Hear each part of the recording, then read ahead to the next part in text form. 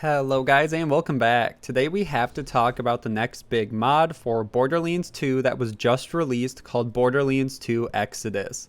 This was actually made by friend of the channel Exotek. We worked together in the past covering his new character he added for Borderlands 2 called Strife, and he has been working on this Borderlands 2 overhaul for a few years now, and it's finally finished and in a beta. He did send this to me earlier before the release, so I have been playing around with it for a little over a week. So I'm going to give you guys the basics of what this mod has to offer and why it's worth your time. And this thumbnail was made by Wright. Link all those socials down below. Always does an amazing job with everything Borderlands 2, so check that out. As with all the mods, this is only for PC players. It's not allowed to be on PlayStation or Xbox due to what you sign up for when you get these consoles. But the way this mod is installed is the same way as the community patch or Reborn. Basically, you'll go download the file, which I'll put the link down below. Drag the file into your binaries folder and make sure your console command key is activated. Then once you get into the main menu in game, execute the command for whatever you named it. And that will take care of everything. And also probably don't run this mod with any other mods. Just keep it simple. It does make a lot of changes and it's still pretty finicky because this is only a beta. So what is this mod? I would say it's for people who want a Borderlands 2 overhaul but think the community patch or Borderlands 2 Reborn make the game too easy. I've seen that a ton when I was covering Reborn or the community patch, that people liked it, but it just didn't have that same difficulty that OP8 players were used to. I've been playing around with Exodus on OP8 and it doesn't hold back. I would say it's just as challenging as the vanilla game, if not a tad harder, but in different ways. The balance is completely reworked for this, and to do that, all the rarities have been changed. So now blue rarity in-game is now the lowest tier of weapon that can be found. And there are now 12 rarities overall. There is blue, which is rare and the lowest. Next is sky blue, which is a unique rare. These are where all the blue weapons with red text fit in, and it separates them from normal blues. Next is purple, which are very rare. Then is gemstones, which are not available currently, but will once this leaves beta. And basically they are just upgraded purple weapons, have better stats, will just be a stronger form, and given a new rarity to show that off.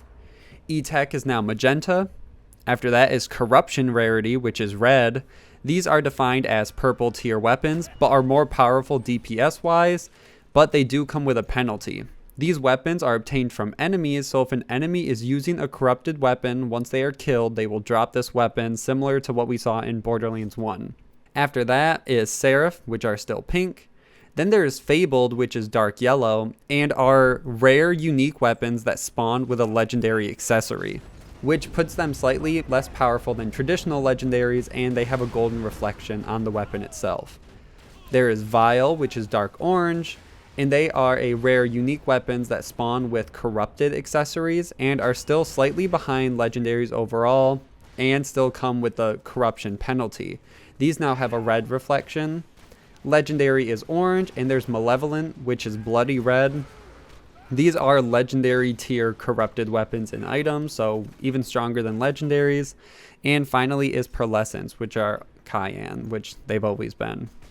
On top of that, the Vault Hunters themselves got some really cool reworks as well. For the Assassin Zero, it says, quote, "Zero always felt like a glass cannon to me, so I made him even more so. He now has increased movement speed and jump height, has better maneuverability while in the air, can climb faster, faster weapon swap speed, and can aim faster. He also has increased melee damage compared to the other Vault Hunters. All that comes at the price of reduced armor." For Salvador, it says Gunzerker.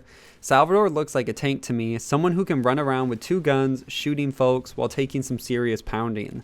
This is why he gains greatly increased armor and increased resistance to non-elemental damage. The price to pay is reduced movement speed and jump height. After that is Axton, which says Axton, being an explosive expert, gains increased resistance to explosive damage. In addition, he also gains slightly increased armor. Then is Maya. Maya has the best slag support of all the Vault Hunters. That is why I made her resistant to slag. Slag duration on Maya is halved. In addition, because she's also the only medic in the game, I gave her faster revive speed and increased health after gaining a second wind. So those are the 4 main Vault Hunters. Then we can jump into the DLC Vault Hunters. First is Gage. Gage is our shock expert in game. That is why she gains increased resistance to shock damage. In addition, she also gains increased chance to cause shock status effect on enemies. While she's also smaller than other Vault Hunters, she gains slightly increased movement speed and jump height. And finally is Krieg. Our favorite Burning Psycho, Krieg, sports increased armor, increased resistance to fire damage, and increased melee damage, but at the cost of reduced movement speed and jump height. And if that wasn't enough, there are so many more changes, but a ton of new items have been added as well. I have a full, longer form guide coming out in a few days, going over all the new weapons, all the changes, the nitty gritty of this patch. This was just kind of to get your guys' feet wet, to get you guys to start playing it, testing some things out before I go in and just tell you guys everything. So I would highly recommend this if you guys are looking for a way to keep Borderlands 2 fresh up until the release of Borderlands 3, but want something a little bit more challenging than Reborn or the community patch.